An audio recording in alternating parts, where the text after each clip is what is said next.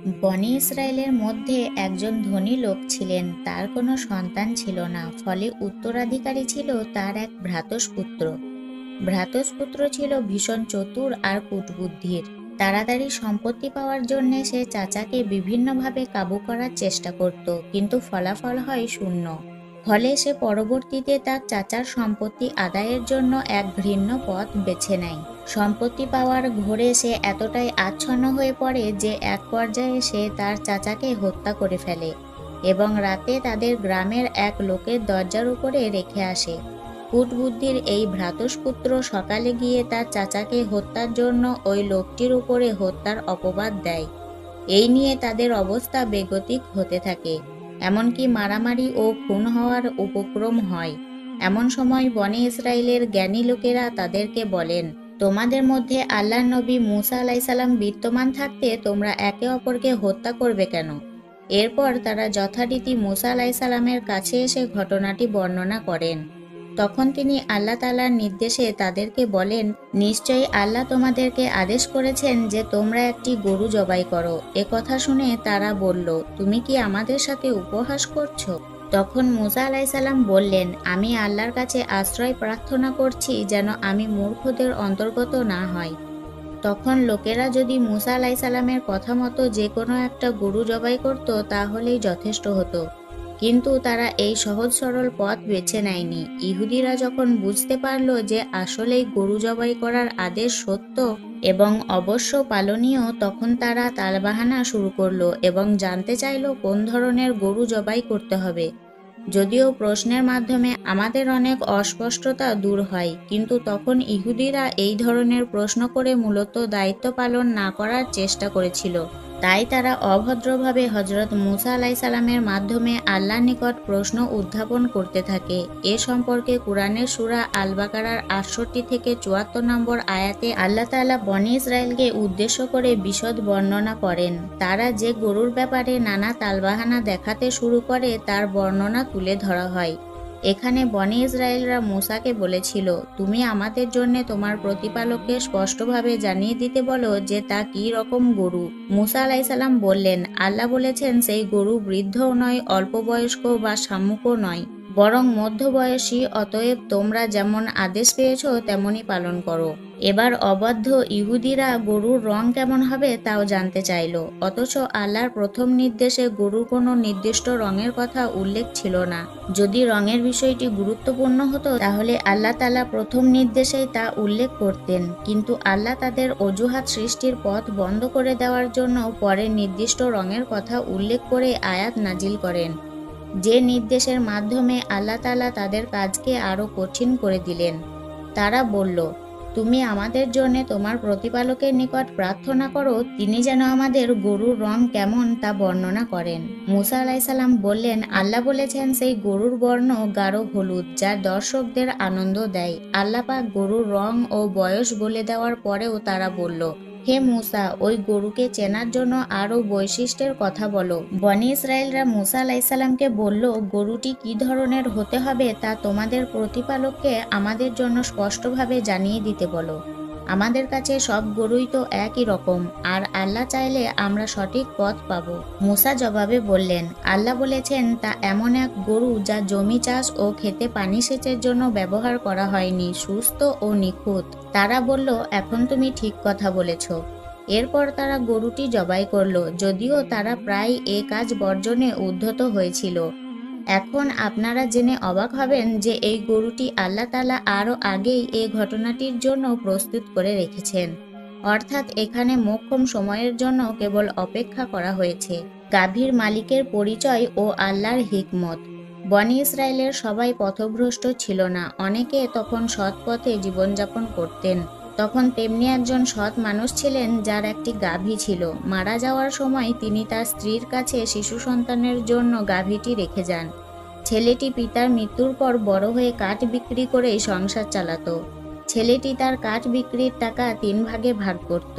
১/৩ নিজের জন্য, ১/৩ মায়ের জন্য খরচ করত, আর বাকি ১/৩ দান খয়রাত করত। অনুরূপভাবে রাতকেও ৩ ভাগে ভাগ করত। সে ছেলেটি ১ ভাগ ঘুমাতো, ১ ভাগ মায়ের খেদমত করত, আর ১ ভাগ আল্লাহ তাআলার ইবাদত করত। ছেলেটি বড় হয়ে তার মা তাকে বলল, তোমার বাবা মিরাজ স্বরূপ তোমার জন্য একটি গাভী রেখে গেছে, সেটি মাঠে আল্লাহর তত্ত্বাবধানে লালিত পালিত হচ্ছে। তুমি মাঠে গিয়ে এই বলে আওয়াজ দাও যে, হে ইব্রাহিম, ইসমাইল, ইসাক ও ইয়াকুবের প্রভু গাভী প্রদান করুন। সেই গাভীর নিদর্শন হলো তা হবে গাঢ় হলুদ বর্ণের, খুবই চমৎকার গাভী। যুবক মাঠে গিয়ে দেখল গাভীটি জমিনে বিচরণ করছে এবং মায়ের নির্দেশ পালন করার সঙ্গে সঙ্গে গাভীটি তার সামনে চলে আসে। দেখা গেল মায়ের বর্ণিত নিদর্শন ও গুণবলী গাভীর মাঝে রয়েছে। যুবক যখন গাভীর ঘাড় ধরে টানতে শুরু করলো তখন গাভী বলল, হে মায়ের বাধ্য সন্তান, তুমি আমার উপর আরোহণ করো, তোমার আরাম হবে। যুবক বলল, আমার মায়ের নির্দেশ তোমার গর্দান ধরে নিয়ে যাওয়া, আরোহণ করা নিষেধ আছে। তখন গাভী বলল, হে যুবক, তুমি যদি আমার কথা মতো আমার উপর আরোহণ করতে তবে আমি কখনো তোমার বাধ্য হতাম না। তোমার মায়ের আনুগত্যের কারণে তোমার এমন মন্তব্য হাসিল হয়েছে যে তুমি যদি পাহাড়কেও নির্দেশ দাও সেও চলতে শুরু করবে। এরপর যুবক ছেলেটি গাভী নিয়ে মায়ের কাছে চলে যায়। মা তাকে বলে, তুমি তো গরিব, চলতে ফিরতে তোমার অনেক কষ্ট হয়, দিনে কাঠ সংগ্রহ করো, আবার রাতে ইবাদত বন্দেগী করো, এতে তোমার প্রচুর পরিশ্রম ও কষ্ট হয়, তাই আমি মনে করছি তোমার জন্য ভালো হয় যদি তুমি গাভীটি বিক্রি করে ফেলো। ছেলে জিজ্ঞাসা করে, কত দামে বিক্রি করব? মা তাকে তৎকালীন বাজার মূল্য 3 দিরহামে বিক্রি করার নির্দেশ দেয় এবং বলে যে বিক্রি পূর্বে মুহূর্তে ফের আমার কাছে জেনে নেবে। যুবক মায়ের নির্দেশ মোতাবেক গাভীটি বিক্রির জন্য বাজারে নিয়ে যায়। আল্লাহ তাআলা তখন যুবকের মাতৃভক্তির পরীক্ষার জন্য ফেরেশতা প্রেরণ করলেন। ফেরেশতা গাভীর দাম জিজ্ঞাসা করতেই যুবক 3 দিরহাম চায় এবং শর্ত দেয় যে আমার মাকে জিজ্ঞাসা করে তবেই বিক্রি করব। ফেরেশতা বললেন, 6 দিরহামের বিনিময়ে আমার কাছে গাভীটি বিক্রি করে দাও, জিজ্ঞাসা করার প্রয়োজন নেই। যুবক বলল, তুমি যদি গাভীর সমপরিমাণ স্বর্ণ আমাকে দাও তবুও আমি মায়ের অনুমতি ছাড়া গাভী বিক্রি করব না। একথা বলে যুবক মায়ের কাছে গমন করল এবং ঘটনাটি বর্ণনা করল। মা যুবককে জানালেন, উনি তো ক্রেতা নন, বরং উনি হচ্ছেন ফেরেশতা, তোমাকে পরীক্ষা করার জন্য এসেছেন, বরং তাকে জিজ্ঞাসা করো আমরা এই গাভীটি বিক্রি করব কি না। যুবক ফেরেশতার নিকট গাভীটি বিক্রি করার পরামর্শ চাইলে ফেরেশতা বললেন, এখনই তা বিক্রি করো না।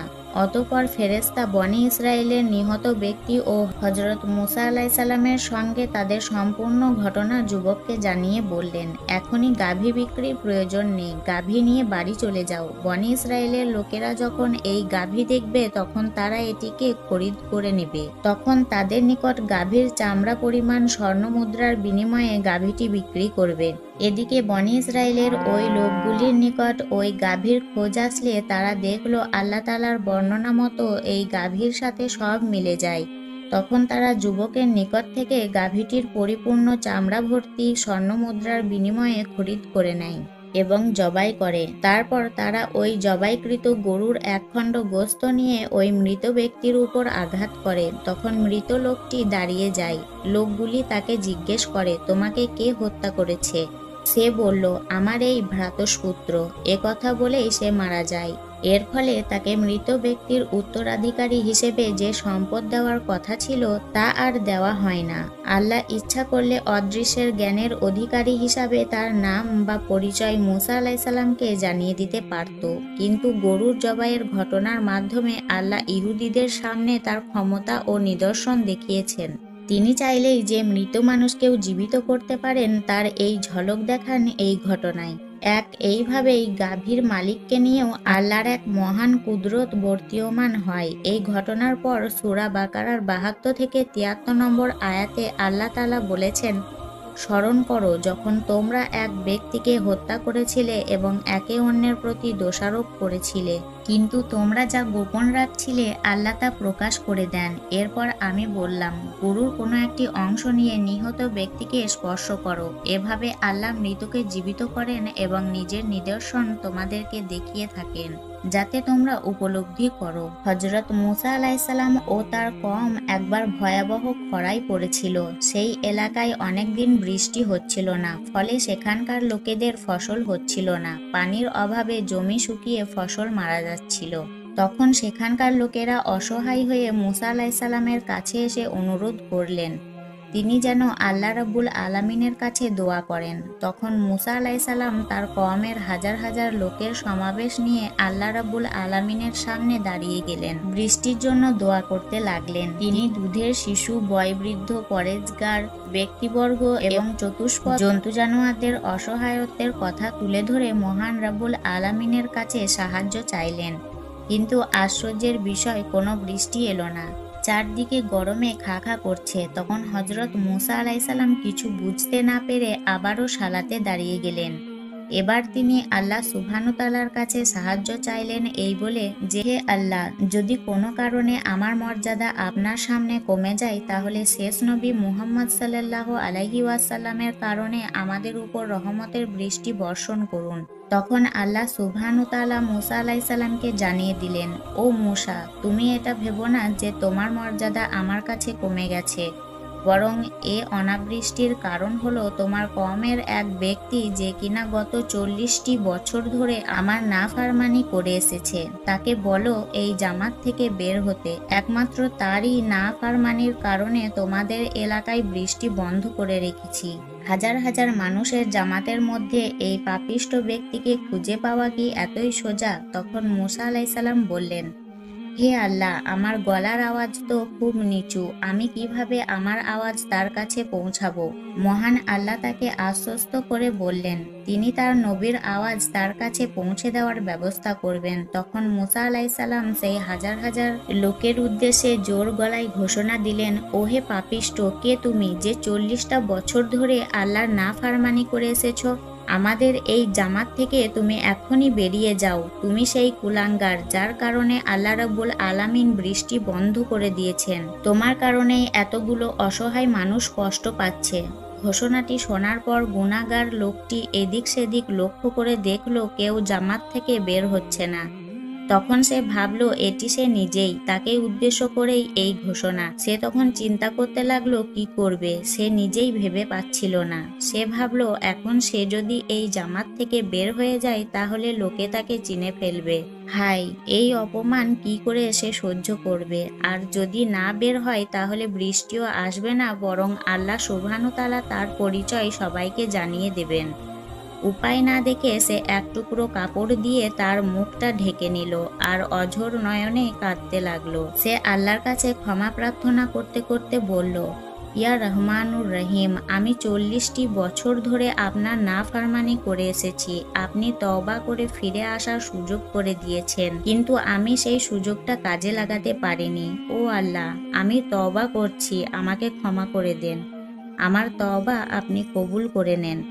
তার এই দোয়া শেষ হতে না হতেই মুষলধারে বৃষ্টি ঝরতে লাগলো। এই পরিস্থিতি দেখে হযরত মুসা আলাইসাল্লাম হতবাক হয়ে গেলেন। তিনি কোনো কিছু বুঝতে পারলেন না। তিনি আল্লাহ সুবহানাহু তাআলাকে জিজ্ঞেস করলেন, হে আমার প্রতিপালক, কাউকে তো জামাত থেকে বের হতে দেখলাম না, তাহলে কিভাবে বৃষ্টি এলো? তখন মহান রব্বুল আলামিন বললেন, ও মুসা, যে ব্যক্তির কারণে আমি বৃষ্টি বন্ধ করে রেখেছিলাম আজ ঠিক সেই ব্যক্তির কারণেই বৃষ্টি প্রেরণ করলাম। তখন মুসা আলাইসাল্লাম আল্লাহকে জিজ্ঞেস করলেন, কে সেই লোক? আমি তাকে দেখতে চাই। এই প্রশ্নের জবাবে আল্লাহ সুবহানাহু তাআলা উত্তর দিয়েছিলেন, যখন সে আমার নাফরমানি করেছিল তখন আমি তাকে অপমানিত করিনি, আর এখন সে আমার কাছে ফিরে এসেছে। আমি তার পরিচয় প্রকাশ করে কিভাবে তাকে অপমানিত করি? এই ঘটনা থেকে আমরা কি বুঝতে পারলাম?